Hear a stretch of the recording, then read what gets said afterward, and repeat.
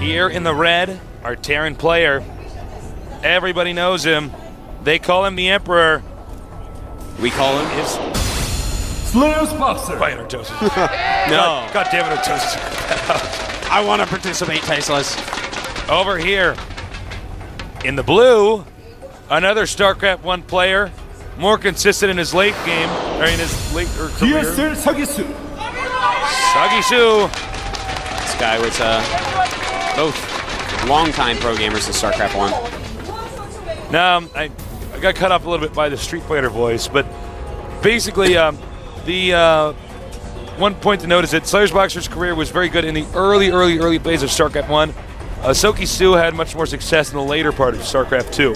So I don't know if that gives, an advantage to, but this is a new game, so Slayer's BoxeR might have an edge on a totally new game. Yeah, I think that's actually very smart of you, Tasteless. In an entirely new game, of course, Slayer's BoxeR is going to be quite good, but Slayer's BoxeR didn't play as much during the beta as Soki Su. He was still on contract with Kespa and SKT1, so he was still playing StarCraft 1. So he's still under those silly rules. Yeah. On the old pro scene. Where if you need to pause, you get a loss. Yeah, those rules. Yeah, those rules make a lot of sense. They do. They don't actually give me brain cancer at all. Not at all. They don't actually just remove brain cells from my head when I have to think about it because it's so dumb. Yep.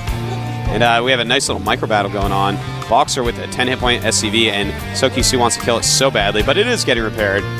That is one devilish little probe. But no, Kisu actually started playing the beta.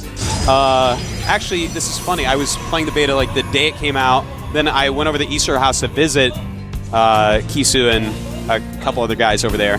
And I showed them the beta. And they actually just were like, okay, cool. And they start playing. So it was about a week and a half in, I guess, that Kisu started playing. And ever since, he's been playing like nonstop. He owned up most of the Korean tournaments. And just a monster Protoss, even though we haven't seen him since Season 1. By the way, in a brief update, we have gotten our John the Translator to cut back on his WoW. Oh, he's been a little bit of WoW rehab right now. Good, good. You know, StarCraft we're worried about the guy. John. He was basically freebasing WoW for a while. Wow, that is the worst way to do WoW, man. That is bad. There's no coming back from that. You know, usually you can't come back, but you know, we had a little intervention and stuff. Yeah. He's doing some more StarCraft here. Now the Stalker is on the way. Interestingly enough, as well, even though Slayer's BoxeR did the very quick wall-in, Kisu got into the base, saw that there was no gases, and knows that Slayer's BoxeR is going for a fast expansion. So he's continuing to tech. We're going to have to see what Kisu actually wants to do with his tech. He's going to have to get pretty aggressive if he continues to tech. You have to be pretty careful against these very fast Terran expansions, because they're going to get a lot of Marauders out. Yeah, if you try to be aggressive to a Terran that's fast expanding and you screw it up, it's almost impossible to get a third their base economy kicks in so fast with double mules that it's... Yeah. You have to deal the damage. You have to do it. So we'll see what he wants to do with that. I am excited to see what his plan is. So I tell you, Tasteless, I've been playing Protoss recently, and if I saw a Terran doing this build, I might just make a Nexus. Well, just do that. That's what he's going to do. All right. Cool. Great minds think alike here. See what I did there? Thank you, Tasteless. I'm just a nice guy. You flatter me. The question is, will Slayer's BoxeR spot the Nexus? Yeah, he actually has no idea what's going on, but he does have an SCV out on the map, Tasteless, and it is coming with only a sentry in between it and the Nexus. And he sees spotted. Oh my god, oh my god, oh my god, oh my god. Now, Kisu is expanding and going straight up to 4 warp gates. Is that going to get spotted too? Did that SCV get killed? Yeah, SCV did get killed in time. Where did he go, Dan? Well, he blew up, Tasteless. Oh. I'm sorry. You're supposed to tell me he went to stay at Grandma's house for a while. Grandma Kisu's house. Grandma Kisu. Actually, thinking of Kisu dressed up like Grandma is kind of funny. Anyways, Kisu is going to go up to 4 warp gates, and that's going to give him a lot of units to stop any early BoxeR attacks. Now, BoxeR is not teching up. He is making a lot of units because that's kind of what you do when you expand. You don't just tech up immediately unless it's Terran versus Terran. So Kisu going to have enough units to hold those things off, which is very important. And look at that, a Twilight Council. I've been telling people this is what has been happening behind closed doors in the TSL house, and some really smart players like Maus Mana in Europe have been doing. You go for Templar tech against Terran right now, because guess what? Tasteless Size Storm is so much better than Colossus's against it. So much better. Absolutely. No, I don't think he even got a Robo base, so if BoxeR were to have gone Banshees, I mean, this could have been a different game. Oh, certainly. Now, he's actually going to go for Dark Templars first. Yeah. Which is totally fine with how long the map is. That is going to slow Slayer's BoxeR down from actually attacking into Kisu. Meanwhile, Slayer's BoxeR making a bunch of bunkers. I think he feels as if Sokisu is going to attack him. Yeah, being very careful. Of course, he can always just sell those bunkers if the attack never comes. Or even if the attack comes, just repair them and then sell them. Even if those bunkers have some scratches on them, you could still turn them back. You can. Yeah. Yeah. They can be straight up broken and work. They can actually be on fire. They can be on fire and they will actually take them back full price. Now, the bunker selling place, not that smart to do that. Because No, you can't resell well, a burning bunker. They are actually quite smart, because look how many bunkers they actually sell. It's actually ridiculous. But those are new bunkers. They are. If I was going to get a used bunker, I'd want at least 75 minerals. I would off, too, Tasteless, you know? but, you know, it's the new Google. More barracks on the way. Heavy infantry focus. I think that's fine on a map like this. It's pretty big and open. Yeah. But you got to be careful because Sokisu not going for Colossus. If you're on a big open map and you go for Colossus, you can usually catch them so off guard. You could surround them, get a nice flank. Yeah, that's very true. But Kisu actually is getting his robotics now. And I'm interested to see if that's for observers, or if he's actually just going to go Colossus off of 2 base and break my heart. He is. He is Tasteless. He's going to break my heart and go Colossus off 2 base, even though he already has the tech for High Templars. Oh, Slayer's BoxeR's unloading. It's moving out.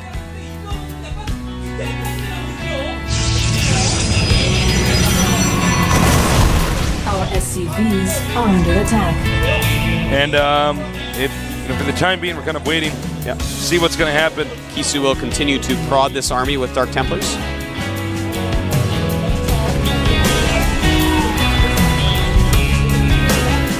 Looks like, well, we're just kind of sitting here waiting. Yeah, it's Give him a tech up. going a little bit slow. In fact, Kisu, I believe, is gearing up for a very strong 2-base play. He's going to go Colossus and 6 Warp Gates. That's going to be very hard to actually support all that and also get upgrades and expand. So Yeah, he's going to have +1 attack and Thermal Lance as well. Ghosts. Ghosts? It's like Scooby-Doo. It's like Zoiks. Yep. Now, switching over to Colossus is very good against Ghosts. Uh-oh. DT in the main. He sees something being upgraded there. And in fact, there's a nuke being made. And meanwhile, SCV's being picked up. We're going to nice little zoom in here. Whenever I zoomed in. Because it was like, don't do it! It's terrible, but let's see. 9 kills great on there. that DT so far. Very, very good DT. 43 SCVs against 63 probes, so Kisu doing a good job on downing that number. Now, a nuke is being made. This is so interesting that Slayer's BoxeR is actually going nukes. I don't think we're being quite excited enough about it, but I'm just waiting to see where he's going to go nuke Tasteless. Oh, the DT gets away! That is one swift DT, Tasteless. Yeah, he's got his jogging shoes on. He's got the scan again. That's got to be annoying. Certainly. No, there's no Raven on the way. In fact, Kisu can warp in some more DTs if he wants as well. Oh, walks into range of that turret. You know, I got to say, Slayer's BoxeR really needs to be more careful. Obviously, those DTs are coming from somewhere. Oh, medevac drop. Did the DT see it? I think that he will, yeah. He sees it with that pylon, Tasteless, as long as Kisu is looking at his mini-map. And we'll Blink see. is on the No, way. he didn't see because his army is actually going out into the middle of the map. Uh-oh. That's going to make this drop super effective. By the way, a ghost coming. I think he's going to launch a nuke. So when the army comes in to hit what he has in there, it's going to be hit by a nuke. Beautiful move. But sad for Slayer's BoxeR's genius is that Kisu is way far away, and the nuke's actually going to land, not really doing too much. But that was such an awesome move. If Kisu hadn't been in the middle of the map with his army, that may have worked perfectly. Yeah, I mean, what's so smart about that is, yeah, you cannot engage. Oh my during god. the drop. In the meantime, back in the Terran main base, that DT, Tasteless, got 13 kills. Oh my god, that's almost more damage than what I would BoxeR say, did. yeah, Actually, I would say it is more damage, actually. Right now, BoxeR only at 46 SCVs despite having 3 bases, 63 probes for Kisu. His third base just going up now. So now it's really a matter of how many mules can BoxeR get out. Yeah, this is One quite thing, an interesting game so far. No real head-on collisions, but a lot of harassment by both players. Nukes, Dark Templars, drops all over the place. here's an interesting thought. If you have a Ghost in a battle, and it's Marauders, Marines against Colossus, Protoss, etc., you could probably nuke the Protoss, point a nuke at the Protoss army. They'd have to run away. But your Marauders could slow them down and shoot them down. You could that's cancel cute. the nuke. They'd probably have to run before that. Yeah. But yeah, no, that's pretty cute, actually. You're a little cutie, Tasteless. Thank you. All right. Slayer's BoxeR's confident moving out. He's gone in between the no man's land. 1 DT grazing by down there. Now, Slayer's BoxeR has started Vikings, but doesn't really have any quite yet. Those are going to be very important for the Colossus. Now, I wonder if Kisu didn't go Colossus to force Vikings so he can switch techs. Because when the Terran actually gets a lot of Vikings, and you switch tech over to, like, Immortal High Templar, those don't do anything. Oh, look out. The Ghost. Probably the most important unit there injured. Yeah. We do Nice have a little EMP. drop as well. BoxeR just killing off what he can, and a drop at the Protoss third base. And will BoxeR be able to take this down? It's beginning to look like it. Note he is target firing, specifically the Nexus. Oh, man. Oh, my God. He screwed it up. One hit point. No, never mind. It just takes a long time to die in Ultra. That is... Kisu cannot be happy about that. Supplies right now. 175 for Kisu, 154 for Slayer's BoxeR.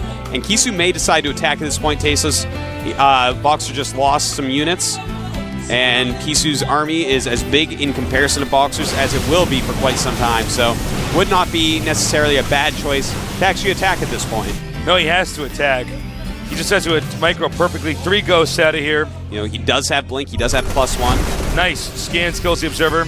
He doesn't want to let the Protoss get a good position in here. And here we go. Kisu going for this expansion of BoxeR's. Nice spread here by Kisu. Turning around. He does have a lot of force fields saved up. And a nice EMP there, hitting a lot of stalkers. Very nice second and third EMPs. Some Vikings are out there, but the Colossus look like they are reigning supreme right now. EMPs all very, very late. A lot of Marauders keep on pumping out. And it looks like Kisu has won the battle, Tasteless. But has he won the war? We now have to see how many more units Slayer's BoxeR can produce. The Colossuses are all a bit wounded. That's quite true. You may, in fact, lose those. Nice Viking control here. And Gonna down to probably just one Colossus. More Stalkers coming in from the side, though. Vikings still continue to shoot the Colossus. That goes down. Marauders are pissed. He does have Blink, so he can get out of there a little bit quicker if he wants. Blink. Is he going to do it? Doesn't want to Blink. Are you just not going to blink? He got what Blink. is he doing, man? He doesn't want to use Blink. It's like, nah, that would be unfair, lol. All right, right now, supply-wise, Kisu at 98, 83 for the Emperor. On the unit counting station, we can take a look. It's 49 SCVs against 76 probes, so definitely a much bigger economy for Kisu, but a smaller army at the moment. A DT gonna end this expansion. It's gonna have to be canceled. That's very annoying. Nice job, though, by Slayer's BoxeR. Takes out the pylon. Yeah. Fourth base for Kisu going up, so he is staying up in bases. Slayer's BoxeR does have a nuke ready, by the way, and still has that Ghost in the back, so I'm wondering if he won't do something with that eventually.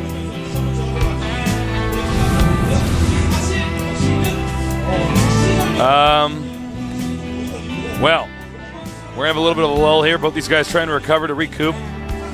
Yep. They both got to build up their armies at this point. They kind of traded. Drop coming here, but this should be intercepted by Soki Su. Yep, has plenty of units there. He's more like Soki Sub. He does have Blink, so he should be able to kill that dropship no matter what. Okay. But doesn't look like he's... Apparently not. I can't believe he's actually unloading. He's like, well, I'll try to take on this army that's way bigger and stronger than mine. Yeah, there's one that I can't possibly do any real damage to. He might go for the Nexus. The Nexus, not going to be killed. Blink! Blink! Why are you not got blinking? Blink! Use Blink! I think he forgot he got Blink. And he does get the dropship anyways. Blink doesn't cost mana, though. It just has a cooldown. You can use it. I don't know why he's not using Blink. He must just be multitasking so much. He's Well, look at Kisu. Stare him in the eye. Guy doesn't ever blink, man. Ooh. That was pretty terrible. Don't give me Yeah, that, it's all right. Jesus. I'm surprised. It was a yeah. pun. Yeah. We use a lot of puns here. I'm very punny today. Well, we do have Zealot Charge finally being started for Kisu. I hear a Dark Templar. He's trying to go through the rocks. Looks like Sokisu's going to take his 5th base here. Yeah. Now, neither of these guys are maxed. They're both roughly about 155. Yep. So there's still time for them to develop a larger army and consume more of the map. Slayer's Box right now almost done 2/2 upgrades. Kisu almost done +3 attack, but hasn't done any armor upgrades yet. Upgrades can be very super important. The more units made in a game, the more important the upgrades were. So in a situation like this, where we're going to see tons of units all game long, upgrades are of the utmost importance. Spotter Factory is going to be chased out here. Goodbye, Factory. It is in fact dead. It's gone. More Vikings on the way. Now both players have 4 bases. Kisu going to take this 5th, as you were saying, Tasteless. Slayer's BoxeR, of course, going to mine out of bases, normally a little bit quicker because of mules. So that's something you got to keep in mind. Finally, a Templar Archive's going to go up for Kisu. He's decided that Viking Marauder is becoming quite scary.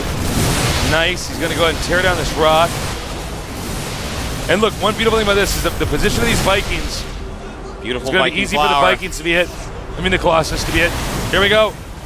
Oh! And Hardy gets one down. He has to be so careful. He wants to engage. The stim is about to wear off. This might not have been the best angle to do this at. Both players approximately maxed right now at the beginning of the battle.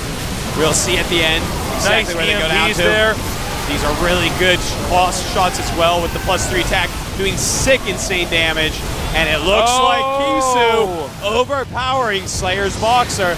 He's going to be left with 160 supply to just 115 of Slayer's BoxeR. So he has just killed so much. I do not think Slayer's BoxeR is going to be able to even create enough units to stay alive, Tasteless. Yeah, I don't believe you can actually stop this. He shouldn't have been out there trying to engage. He probably should have focused more on drops. Stuff like that. Stuff like that. He's coming here from all these different angles. I think there's just too many stalkers. I mean, even if the Colossuses are picked off, it's like, so what? You have stalkers with Blink. Charge is done as well, so Zealots are doing a good job of tanking a lot of damage and dealing some as well. Just keeping those Colossus alive. With every shot, they just weaken BoxeR's army more and more. And it is looking tasteless. Like the Emperor is going to have to GG momentarily. There's Yeah, that's it, GG. In fact, there you go. GG. Well played, TSL Sokisu goes ahead, takes that first important match down. I can't see him not winning this group, Tasteless. No, it's hard to imagine. Out of it. It's hard to imagine. Can you imagine it? No, I can't. And I have quite an imagination. Yeah, man. Poor never-ending story. We're destroying them with our realism. So Slayer's BoxeR, he's got to not be feeling good about that. He's going to take on Imnest and Zenio. Yes, yeah. Slayer's BoxeR has to go up against Imnest next, and that's going to be a hard matchup, I have to tell you. So we're going to find out if he can even make it through to the final 8. Can he? I don't know. He's actually in a really good shape. This is a very tough group. This is a tough group, man. No, his TVZ is not bad, though. No, his TVZ is quite good. In fact, So- all his matchups are really quite good. Slayer's BoxeR's in good shape, but Kisu is actually a stone-faced killer, Tasteless. Yeah, he really is, man. This guy is so scary. It was amazing he didn't make it into Seasons 2 and 3. He lost to, like, really funny all-in builds. I remember there was, like, right when the crazy Banshee all-ins came out for Terran, that's what he lost to in Season 2. I forget Season 3 what the build was, but this guy is serious business, Tasteless. He definitely could end up taking this tournament. Well, guys, thanks again to our sponsors at Sony Ericsson. It's been a blast. Cassidy, thank you for supporting us, everybody, not just our sponsors, but the viewers at home. Please check out the premium ticket. That money does go to improve the stream. And, of course, you get access to those VODs whenever. For life. Awesome. Till the end of time. Sounds like a good deal to me. Till the world is destroyed by the Zerg. And then they do their own GSLs.